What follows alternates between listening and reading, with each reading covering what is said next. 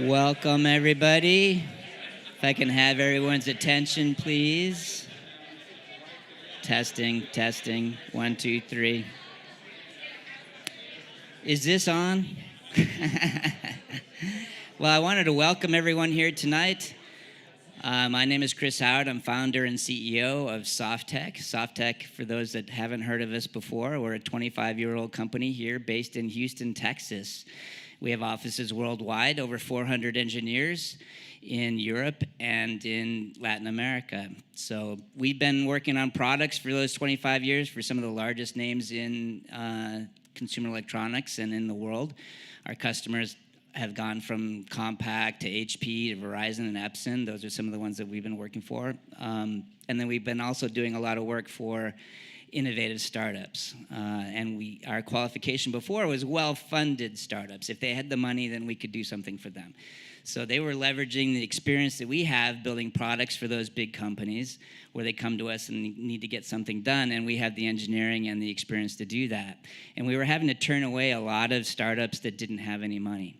So as an investor, I got involved in angel investing in the last 10 years, did a lot of investing on the West Coast, out there, and you'd write a check and pretty much not hear from anybody again and not really know whether it was a good investment or not.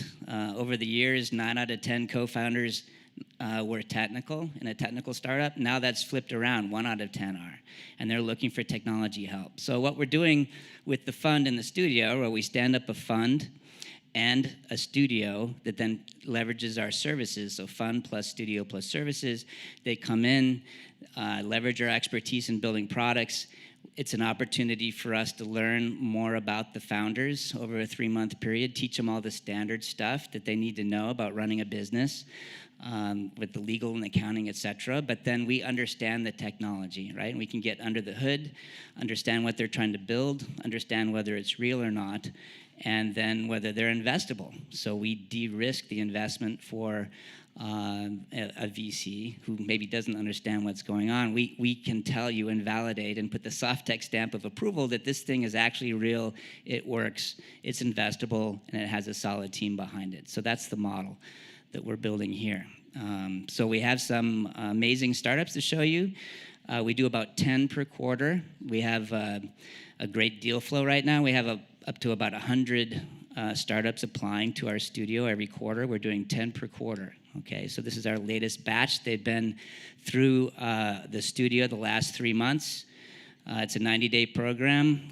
This is the last pitch event for them. Of course, it won't be the last time that they're working with us, but we'll continue to do that. But we want to put them in front of you, and we think we have some great startups to show you. And I'll get out of the way and let them present. So thanks for coming.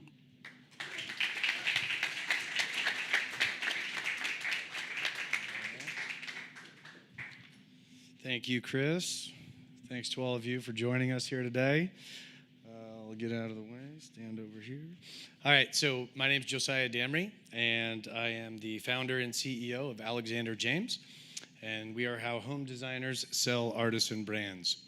So today, in home design, consumers buy artisan brands from the designers that they trust. So we're talking about the home improvement category as a whole, which is a massive industry at $463 billion. The artisan brands make up about $50 billion. So a little about myself. I spent the last 15 years owning and operating a successful tile company and designing, manufacturing, importing, and distributing all things ceramic, porcelain, natural stone from global suppliers, and then selling those products into all different classes of trade, including the big box like the Home Depot, Lowe's, Menards, mom and pop tile shops, Ansac, Walker Zanger, high-end design, interior design firms. And what I've learned, most importantly as it applies to this, is that the artisan brands are the lifeblood of interior design. But the problem is that home designers can't easily discover and sell these artisan brands. So the solution was a simple integrated platform to find and sell artisan brands. And here's kind of how it works. Our designers, they go to our site, they buy our products, they post it on their social media channels.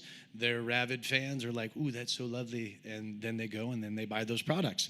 And then the designer earns a commission, which, by the way, is not new in all the other consumer product verticals. It's just that the home improvement, they fax orders still. So anyway, I did a little test. I got an interior designer, and I gave her $3,000 worth of product, and over 12 months, she drove $64,000 in revenue. So I was like, hey, that's 18x ROI. That's pretty solid. That's a business. But was it a one-off? Could I repeat it? Happy to report that, yeah, we did. And now our average is $40,000 in revenue. So we're not new. Well, we are new, but relatively. We launched 18 months ago, and we've done $425,000 to date. So I think of it kind of as a super connector. We are really the place where the home design influencer meets these artisan home improvement brands. So we feel very comfortable that we can put 100 of our home design influencers to average $40,000 and drive $4 million in the next 12 months. So our recipe is pretty simple. Again, it's artisan brands with home design influencers and creating win-win economics for everyone. So the brands have access now to a platform and get to play in this social media space. And the designers have access to the brands and get to earn commission. And the consumers, they get a discount and then also have access to these brands. So everybody gets to win, which is pretty cool. And we're getting 5 million views a month for free on social, which is also kind of cool. How we're going to grow? We're going to add more designers. We're going to add more artisan brands. And then we're going to add adjacent product categories that make sense to an interior designer, faucets and fixtures and plumbing. And then we're going to take this thing international. So a little bit about myself. I spent 20 years in consumer products. I've got a great team, all with the relevant experience, sales, marketing, accounting, and our advisory board is equally as impressive. These guys have all had multiple exits, again, C-suite executives, team leaders, and the list goes on. So we're looking to raise $2 million, and quite frankly, it's pretty simple. We need to onboard more influencers. We need to add more brands. We need to complement and build out our team and just accelerate our roadmap. So in review, we're talking very specifically about a $50 billion home design market. I feel like we've got a pretty sweet business model. There's a huge ecosystem of brands and influencer partners, and we have a great team with the right experience that's relevant to build, grow, scale, and ultimately sell, which would make all of you very happy. So thank you very much.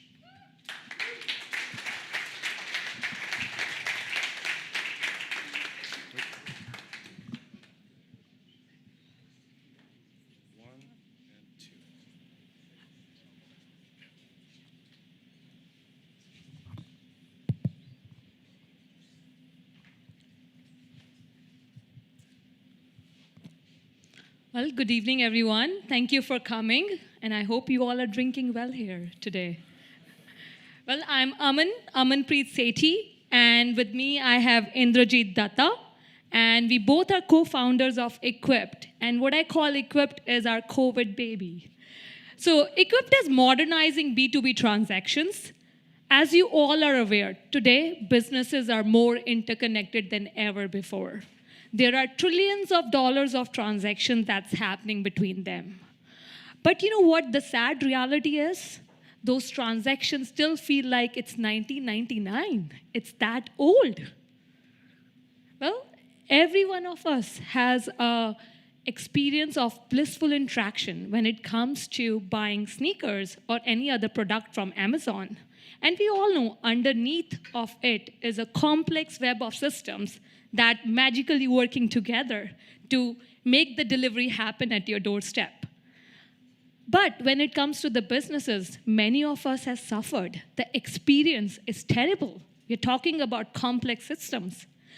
We know that the technology has advanced when it comes to the consumer world, but the B2B is left alone. So we have suffered a lot. We lived in those organizations, playing with those complex softwares, trying to figure out the visibility of the cost, revenue. We dealt with multiple vendors, procurement, supply chain, and so many other parties that are involved over there. So definitely B2B is much more complex, but nobody has done anything around that. So that's where we, over a year ago, founded Equipped that simplifies the B2B transactions and make it and provide a joyful experience that you get in your consumer world. So what we deliver one platform that is fully interconnected, connecting the people and processes, having the data flowing seamlessly with the low-code, no-code platform, and that what it helps with, it provides the real-time information that a user is looking for. And not to forget, provide a joyful experience. So think of us as a combination of Amazon, Shopify, and Plaid or Zelle, if you have used it all. I think she's done such a good job, I can just drop the mic here. But anyway, so what does that joyful experience look like? When you're talking about, purchasing hundreds of thousands of dollars worth of equipment, we go through all those different people, but what we are showing here is how do we handle the complexities of B2B, much like your pizza delivery app. You get something and it comes to your doorstep, or you go pick it up, you can have that transparency and visibility. It's not just about the joyfulness of the user, because that is important for user adoption, but this is what you see is the real ROIs our first two clients are experiencing. ArcelorMittal is the world's largest steel producer, and they gave us a global contract to manage complex steel projects. They are able to provide faster responses to their customers and have a more unified response to multiple parties at the same time. Paloma Pressure Control is an oil field services company. What used to take them 8 hours to do, now they can do it in minutes. As a result, they're recognizing more product rentals to their customers every day. The beauty of Equipped is we do it, so anytime a big company like an SAP or whoever else comes through the door, the first thing that hits us is, oh my God, these guys are gonna be expensive, I've got to put a team together, plenty of resources, and multiple years later, I'm gonna get something. We do it in weeks, whether it's managing complicated proposals, cross-functional relationships within and outside your organization, launching complex leasing programs, opening an online store so you can simplify the lives of your customers, or even we are all talking about net zero goals and whatnot. Most companies do not even know what they have currently. So if they want to responsibly get rid of equipment, auction it off to the right place, our system, our platform is going to give them that ability to auction it correctly. All right, so everyone has different types of technology stacks. You don't have to throw it all away, so relax. Right? We can complement any technology stack that's out there with low code, no code. However, we can also be a standalone layer that you can run your entire business on. So that's what Equip does. And behind all this is a phenomenal team. Most of us have worked together in different functions, such as tech to running the business, supply chain, asset management, et cetera. And our amazing advisors have been a part of C-suites, key digital transformation enablers, as well as successful SaaS exits. Our go-to-market is pretty simple, land and expand. That's what we are doing with the first two clients already. We've landed there, we got a certain part of their business, $400,000 under contract for 3 years. Now we are expanding to other departments within their organization. We are also looking at partnerships to expand and scale our business faster. Over the next 18 months, we plan to acquire 20 customers, $2.5 million in revenue, 50% of which will come from ARR. And we are raising $2 million in our seed round to expand our market, grow our customers, our revenue, expand our team, and of course, grow our product roadmap. So if you want to join us outside for our demo, that will be great, and we will show you how we are transforming B2B. Thank you. Thank you.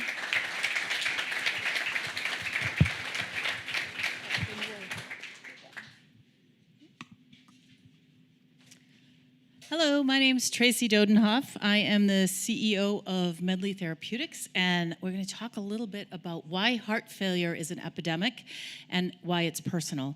So 1 in 5 people over the age of 40 this year will be diagnosed with heart failure, and actually 1 in every 2 people have had some sort of personal experience with someone who has heart failure.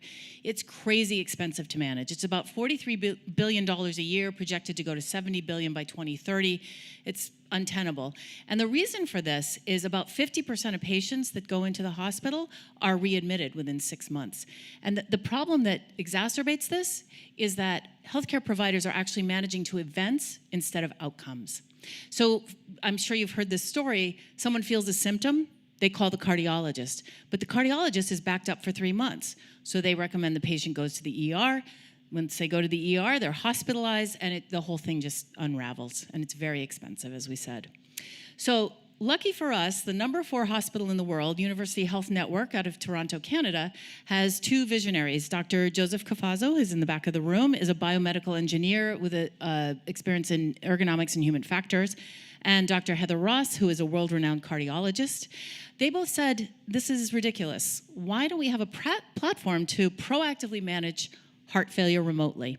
Let's engage the patients, let's get better outcomes, and we can reduce the cost. So their whole vision was, let's take proven protocols, let's mash it up with an AI expert system, and let's also get nurses on demand and start to distribute the workload so it's not just going to the cardiologists. They spent 10 years and $10 million at University Health Network proving that this works, and it resulted in 26 peer-reviewed publications, regulatory clearance, and they have physicians who are actually prescribing it today. Essentially, it's an empowering experience for all the stakeholders. Patients enter their information on a daily basis. There's wireless Bluetooth devices that actually collect other information. Nurses can proactively manage the patients, and then clinicians can focus their time and energy on those patients that are most critical. The ROI on all of this, we reduce hospitalizations by 50%. We have a 74% adherence rate, and actually, I love this statistics, 80% in patients over 70 years of age, which to me says that, yes, people over 70 use their smartphones as well. We also, unlike our competitors, which is telemedicine and remote patient monitoring, one nurse can manage 50 patients at a time. With a Medley nurse, powered by our platform, we can manage 300 patients. So really why we work, the secret sauce in all of this, is we engage the patient in the front end so they are proactive in their care, and then we're also providing data so clinicians can better triage their patients. And it's working. So in Canada, this is before a company has even been spun out of UHN. We have $1.2 million in contracts that are being executed today and a $1.8 million pipeline. And you'll probably recognize some of the logos here. I was brought on board in December once they decided to spin out a company. I'm an expert in smart scaling and early stage technology commercialization. We're also pulling the team out of UHN that has experience in the deployments that we have right now. And then we have a world-class advisory board that is going to continue to advise us medically, scientifically, and also about investment for growth. We have a multiple reoccurring revenue model, $3,600 per patient, and if you multiply that by the 6.2 million patients that we have today, that's a $22 billion total addressable market. And why are we confident that we're going to be able to get adoption? Because we provide return on investment for hospitals that actually adopt us. We are less expensive than the penalties that they would pay if they have a readmission. So we are in the midst of a $3 million raise. We have soft circle for $2 million, 500,000 committed. And in addition to all the sort of standard go-to-market requirements, this capital is also going to be used to help us launch 3 pilots in the United States. And it's exciting. We actually have 3 letters already of interest from different healthcare organizations, not the least of which Texas Heart Institute CEO wrote us a letter as well and is ready to go on a pilot there. So I think that one of the things that there's a couple of things I'd like you to remember actually as you start to think about Medley, because we are actually changing the paradigm for heart failure management.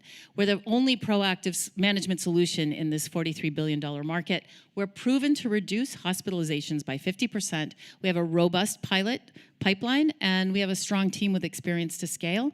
We're looking to round out our investments, and we're also looking for introductions into payers and healthcare providers. So we'd love to see you come out to the table. Thank you.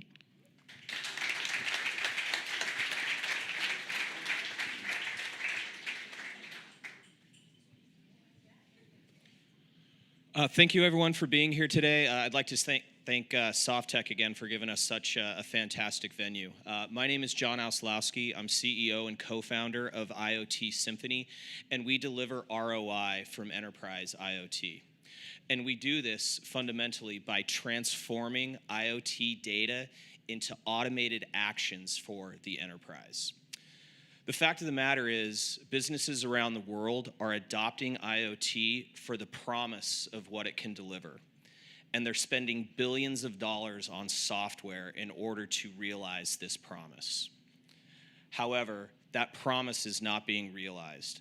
IoT projects around the world are failing, they're getting stuck in the lab, and they are not finding their way to production. And this paints a bit of a story as to why this is hard. There are over 1,200 platforms out there that need to be sorted and figured out across an entire ecosystem for businesses to make sense of this, and it's really hard. This is why we founded IOTSymphony, to help our customers realize that value and that promise of what IoT can deliver. If we take one step closer to what this actually means, is we have developed a software product that provisions devices at the edge so that we can collect the data from those devices. We then apply AI to that data to gain insights. We then provide our customers with a decision logic framework to make decisions and automate actions for operational systems of the business like ERP and CRM.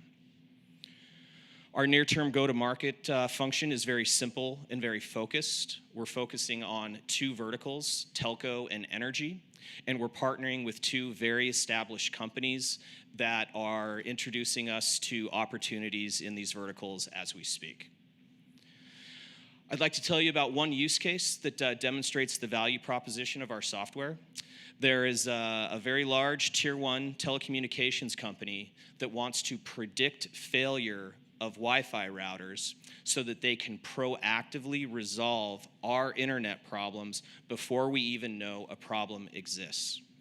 In order to do this, they need to take performance data from these Wi-Fi routers and transform that data into an automated dispatch of a technician that will come to our homes and fix our problems once again before we even know that there is one. They cannot do this today. They will be able to do this with IOTSymphony software. And the ROI in this scenario is reduced customer churn, so it has a positive impact on revenue, and they're optimizing the dispatching of their technicians, which decreases their operating expense. We're not reinventing the business model here. We're enterprise B2B software with an annual recurring revenue model. Our goal is to have first revenue for our company this quarter, and we want to obtain 10 customers and achieve 1.5 million in ARR this fiscal year. We've assembled a good team that's very experienced with a diverse skill set. I myself have been CFO of 2 different software startups out of Silicon Valley over the course of the last decade.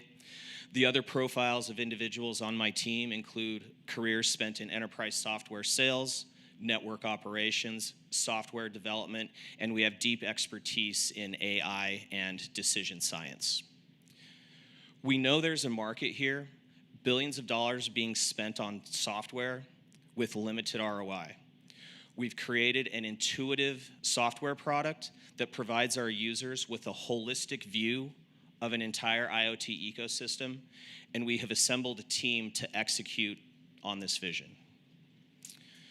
I'm proud to announce that late last month, we finished the first version of our product, so we are now actively engaged in obtaining our first POCs. In fact, we have paperwork in flight for our first 3 POCs.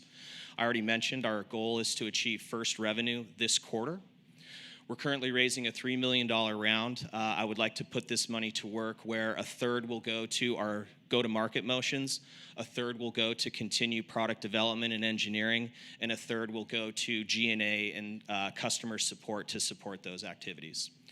We've got a banner outside. It'll be hard to miss us. We'd love to show you a demo and talk more about IoT. Thank you.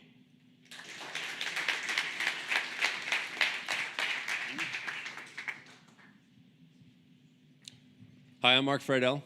I'm here with my co-founder, Ben Ghazi. I'm going to talk to you a little bit about Codiac. Okay, who here uses apps? It's all of us, right? But you ever put a little thought into what it takes to put an app like that out? How many of us here have actually owned applications? You know what it takes to actually build an application, deploy it, and maintain it in the cloud these days. I'm talking about the work that you have to do after you design the app, after you've written the code, the work that it takes to safely deploy that application. That is called DevOps, developer operations. And I bet a lot of us here don't even realize that it's a problem. Well, guess what? It is a huge problem. And every software company that writes software has to face it. The massive cost, the huge time sink, the big fat risk you gotta take when you get something wrong or you leave something out. I mean, there's 90% of software, 90% of companies out there fail. Well, DevOps is actually a big part of that. And when these companies actually get into what they have to do, DevOps is going to take a big bite out of their budgets, their available time, their responsiveness to their customers. That's a shot in the jaw, right at the most vulnerable stage that you have in the growth of your company. Fortunately, Ben and I know a lot about this problem. We've got 40+ years of experience doing this. We've worked with software companies as leaders, as managers, as architects, and we've talked to and helped grow companies from the inside, from the lowest juniors all the way up to the C-suites. Sorry about that. But basically what I'm telling you is this problem is right smack dab in the middle of our wheelhouse. So let me tell you a story about us. 2.5 years ago, we saw this opportunity, and Ben quit his job, sold his house, and moved his family into an RV. I quit my job, so put my place up for rent, moved my dog into an RV, and moved out to Texas. Because we knew a couple things. This industry has a stale, outdated approach to DevOps. They're doing it wrong. And everywhere we go, we're walking into companies that are getting their butts kicked doing it the old way. It's kind of like this. We didn't get to the light bulb by trying to continuously improve the candle, but it is a really hard problem to solve. It just isn't the type of thing that you can do in a month. But we did it. We built a no-code DevOps solution. And last year, we put it out in the state of Massachusetts in a pilot project. We did a 20-application enterprise, brought it out to the cloud, the old way, and then again, the new Codiac way. And guess which way was 50 times faster? 50 times. And then they came up to us and said, well, we need a new testing environment. Well, that's the type of thing that takes about a month to set up. Seconds. It now takes seconds. It's a drag and drop. It's just like butter. So now that we've got this thing out, we're actually getting a lot of traction and fast. We've got a couple licenses out there, and we've got a lot of pilots that are in the works right now. One of them was Stewart Title. This is a large company, and they've seen a lot of different use cases for what we can do with them, both in organizing their company and the way they use it on the fly. We've also been talking to a lot of consulting partners.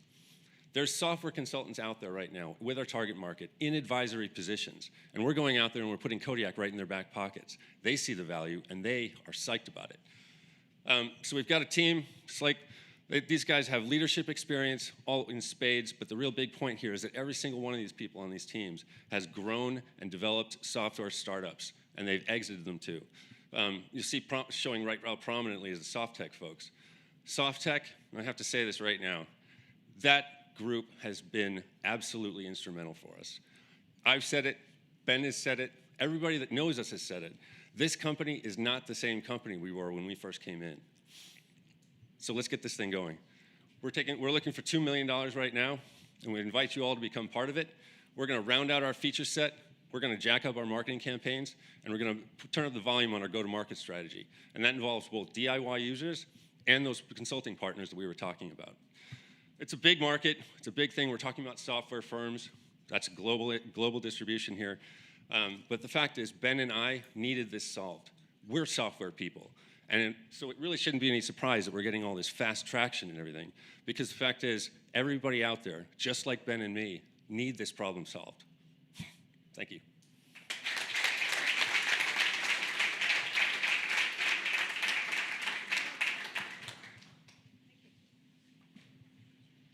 Hi, everyone. I'm Dr. Rosie Sender. I'm the CEO of Kinisi and practicing orthopedic surgeon. Kinisi is all about smart joint health for elite athletes using wearable AI analytics.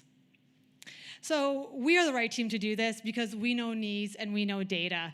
Kinisi was founded by 2 orthopedic surgeons who've done thousands of surgeries, and including in the professional sports world, as well as our CTO, who's our engineer, data, AI expert. So I'm an orthopedic surgeon, Stanford-trained hand and trauma surgeon. I also have experience with the World Surf League and US Open for surfing. Faisal Mirza is our COO. He's also a total joints and sports surgeon. He has Stanford, FDA, Amgen experience. And Manu Chatterjee is our CTO. And he founded LampDesk, sold it to Palm, founded Transcend AI, sold it to Interos, created Touchstone Wireless Charging, and has 49 patents. It's stunning. So how many here have had an injury? A few. And how many of you have had a knee injury? Okay, quite a few. It's pretty common. The premise of this company was based on Dr. Mirza's ACL injury and recovery and his dissatisfaction. I broke my ankle, not happy about it. So we both know, personally and professionally, that injuries suck. So Faisal got Manu, and we came together with our expertise to form Kinisi. Now, joint function is a balance between muscles, ligaments, and bones working together in harmony. And when there's an imbalance in any of these structures, that's when the joint injury occurs. But the problem is we're not accurately measuring what's happening in your joints until it's too late. And there are 30 million injuries that occur each year in the US, resulting in $80 billion in injury costs. So there are thousands of non-contact injuries that occur due to underlying issues that are simply not measured and not at all in the real world.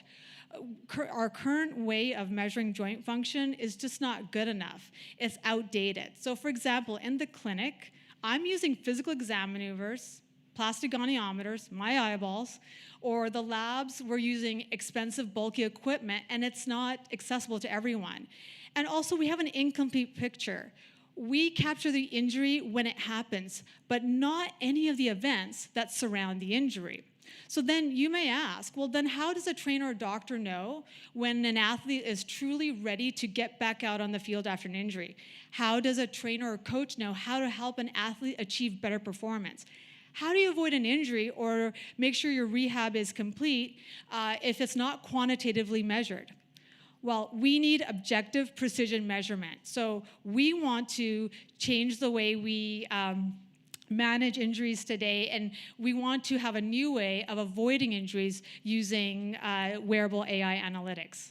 So we created a product that has your joints covered. It's seamless, intelligent, wearable technology, and custom dashboard analytics. I'm actually currently wearing the sleeve, and we invite you to come to our booth after the presentations are over, and we will give you a live demo.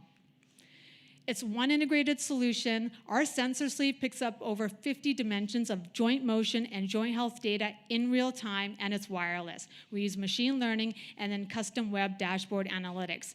Kinisi gives accurate performance and joint health metrics in real time. So there's no guessing anymore. It's just hard, meaningful data. So you can see how this could be valuable to coaches and trainers for their athletes out on the field. We can give them quantified insights on their performance, injury alerts, and return to play and recovery. Our first target market is professional sports and Division I college sports teams. And that's just because athletes' needs are priceless. It's valuable to both the athlete and to the team to optimize their performance and avoid injury. And we are going to provide them with a system-as-a-service model. So that will include hardware and the smart data. Athletes are just the tip of the iceberg. We will grow to include all other joints, and once we've established ourselves as leaders in the athlete space, we will then move on to the other verticals, which include the US workplace, the medical space, and ultimately the prosumers. There are competitors in the wearable analytics space, but not with the real-world, real-time precision joint kinematics of Kinisi. To date, we've bootstrapped the company. We have a working prototype sleeves and software. We have filed 3 patents. We have 1 customer and raised some of our pre-seed funding goal. Our fantastic board of advisors include a gold medalist Olympian, 2 orthopedic surgeons, 2 elite athletes, and a serial entrepreneur with multiple exits. We are raising $3 million that will give us an 18-month runway to create the next generation product, advance our IP, and expand our team. Thank you very much.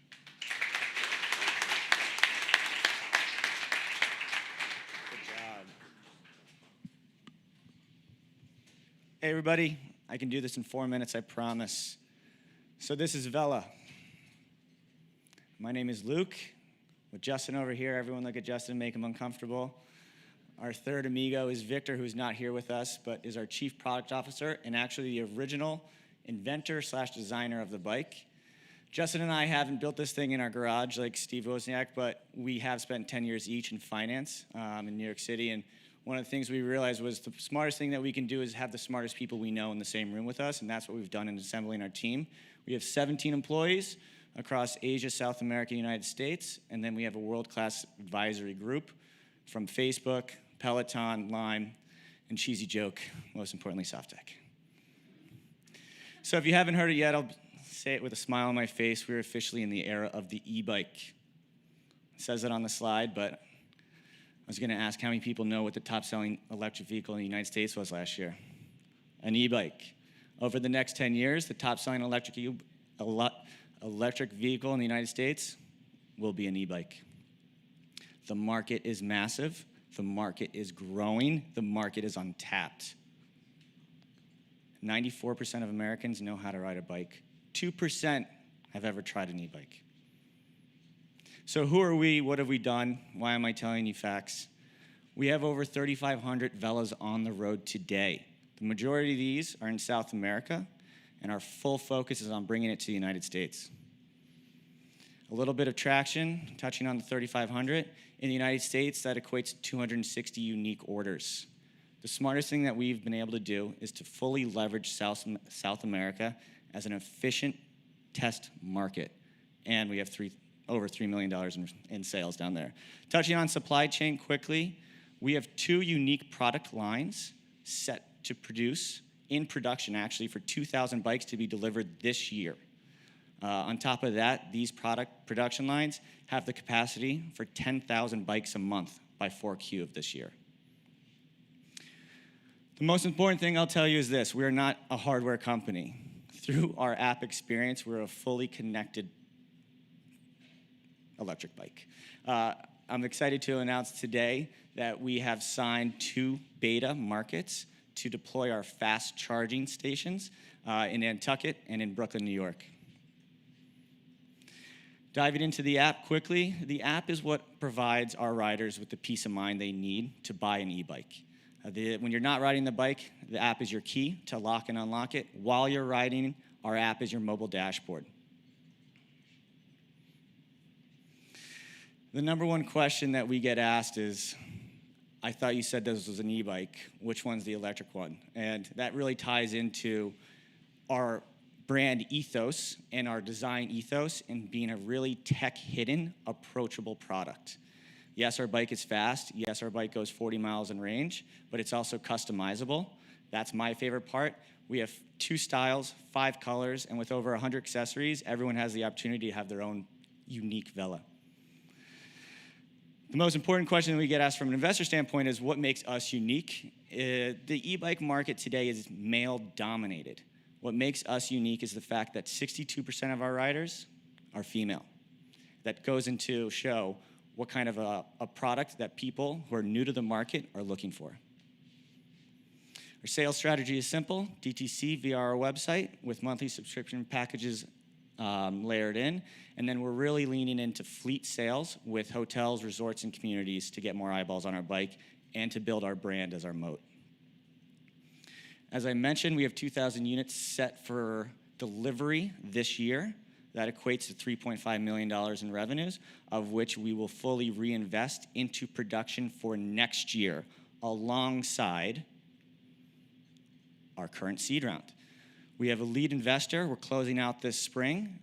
As you can see, the allocation is right here, but the majority of it is gonna go into building these 14,000 bikes for 2023 with the goal of never raising equity capital again. By doing that, we would leverage debt financing.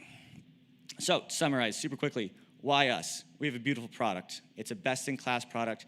and we are the top demographic of who we want to ride our bike is attracted to us.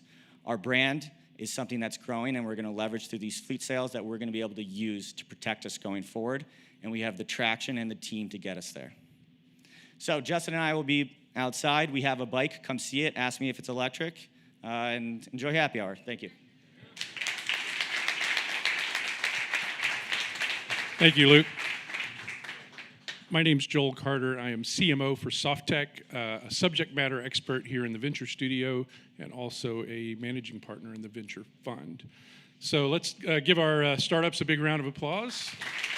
Everybody did a nice job. I know I'm the only thing between you and drinks, but I want to make a couple of points here, because I've been hanging out in this ecosystem for 5 years now. And we've come from a crappy warehouse in Midtown with uneven floors and crappy shag carpet to a really growing, vibrant ecosystem that's attracting people to Houston. You might be interested to know that 5 of these 7 startups are not from Houston. They're from the coasts, where you can throw a rock and hit a developer on any street corner, right? So they're coming to Houston. We'd like to keep them in Houston. You have to help us do that. Right now, we don't have critical mass like we need, right? We've just had Cart.com run off to Austin because they lacked critical mass to keep their business here in Houston. We're working on this issue. But I think these folks are quite investable. Many of them are in revenue. So ask about their revenue story. You saw that up here. So it's pretty exciting to see the evolution. We need to keep some of these folks here. And of course, they need funding. So we have happy hour outside, we have hors d'oeuvres, and you're all invited to join us at Fleming's around the corner for dinner after we wrap up happy hour. If you have any questions, come see anybody in the studio. Let's go talk to the startups. Thank you very much for coming.